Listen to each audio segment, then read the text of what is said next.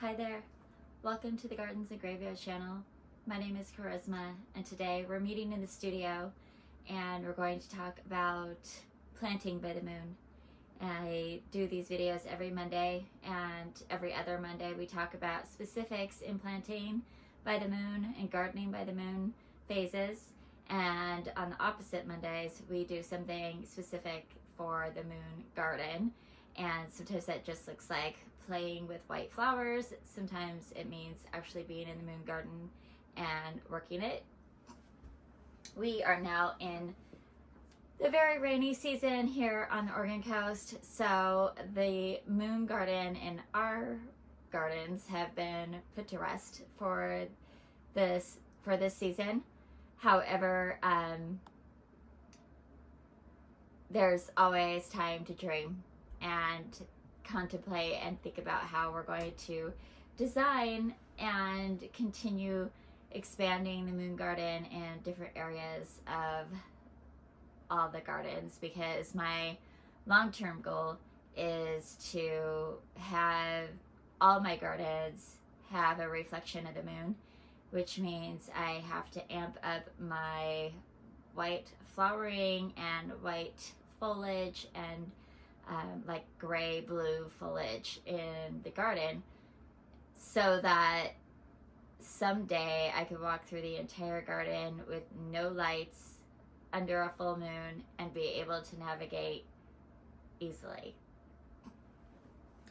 So some of these wintry types of videos will be more focused on how can we create more moon-friendly gardens, and some of them will continue to just be gardening by the moon tasks, although a lot of these tasks are kind of moot when the weather doesn't permit. I mean, if you're in feet of snow, it doesn't matter that the moon is conducive or telling you that it's conducive to plant seeds when you can't even see the ground, right?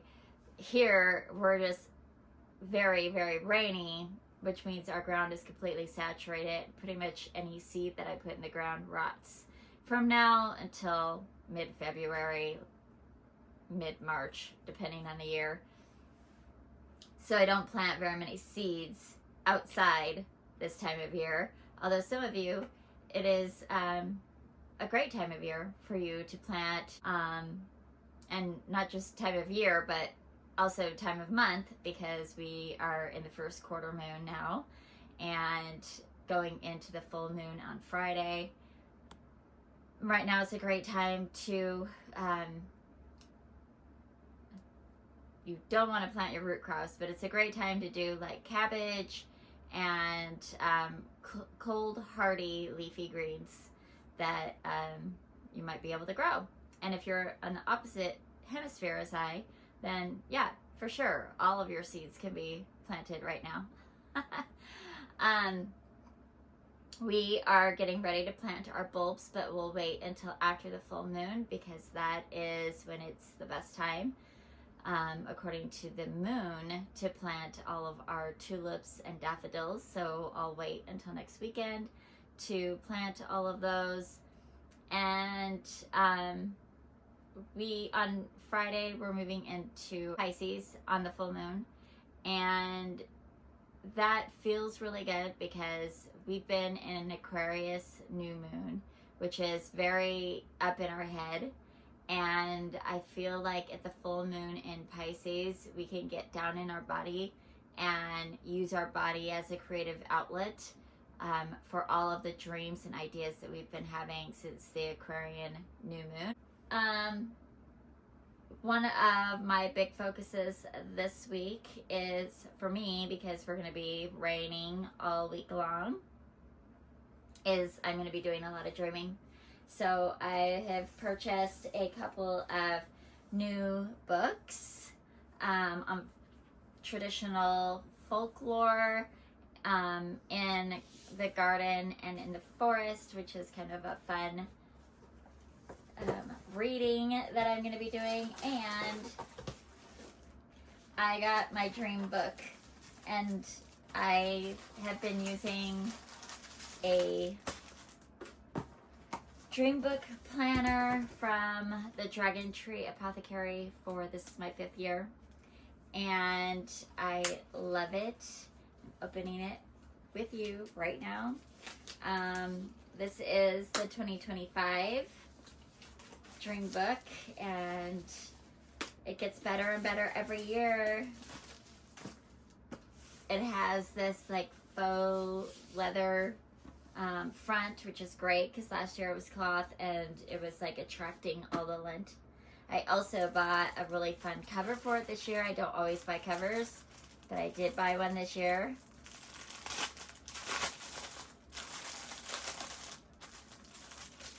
Because they have this one, which is all stars and moons. So, and then it has a bookmark. So that's really exciting. I will link in the description below my affiliate link for the Dreambook and my video on the Dreambook last year when we went through it, and it's a nice snug cover, which is really nice. There we go. Awesome. But I always do a little retrofitting. I put month tabs on it. I put a pen holder, but I won't need to because I have a cover this time. Just fun things, and I'll link it all down below. But that is what I'm going to be working on. Not necessarily in this planner. Just going to work on it. Not necessarily in this planner that I'll be dreaming in. I'll be using my current Dreambook to plan for the next month and a half of the year, but I will also start working on the Dreambook planner for 2025 and dreaming up what we're going to be doing in the garden. I was doing that a little bit this weekend. I went out and sketched a whole new rose garden, which I'm really excited to do. We built some raised beds, which we'll be sharing those with you in videos coming up, so make sure you're subscribed so that you get notified every time I post a new video, which is almost every single day. Although as the cold season comes on, we kind of slow down on how many videos we put out, just because it's really hard to do content when it's pouring down rain. Although I do a lot of indoor projects too, so I try to get out at least 5 a week, but the goal is 7. And if you are a member of our channel, you'll get a little bit more because I do special videos just for our members. Yeah. After the full moon is a great time to do planting, so that's what we're going to do. We're going to plant our bulbs out after the full moon. So this week we're really just focusing on soil health and maintenance, and this time of year is a really good time of year for us to try to get on top of our slug control, and this week is a great time to do that because this is when the slugs are making all their babies, and now is the time to get out there with your slug bait and try to get rid of as many as you can, so that you don't have like a bumper crop of slugs, like a huge influx of slugs in the springtime.